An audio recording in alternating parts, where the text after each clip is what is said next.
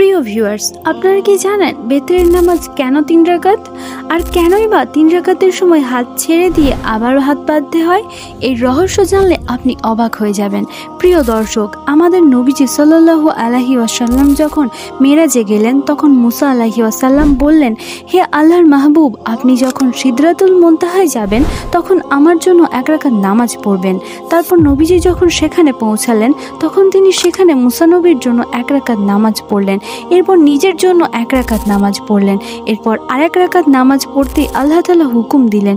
ঠিক যখন তিনি 3 রাকাত পড়ছেন, হঠাৎ নবীজির মা বাবার কথা মনে পড়লে হাত এমনিতেই খুলে যায়।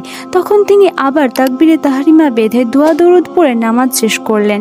প্রিয় দর্শক, এই জন্যই বেতরের নামাজ 3 রাকাত পড়তে হয়, আর এই জন্যই 3 রাকাতের সময় হাত ছেড়ে দিতে হয়। প্রিয় ভিউয়ার্স, ভিডিওটি যদি ভালো লাগে লাইক অ্যান্ড সাবস্ক্রাইব করতে ভুলবেন না।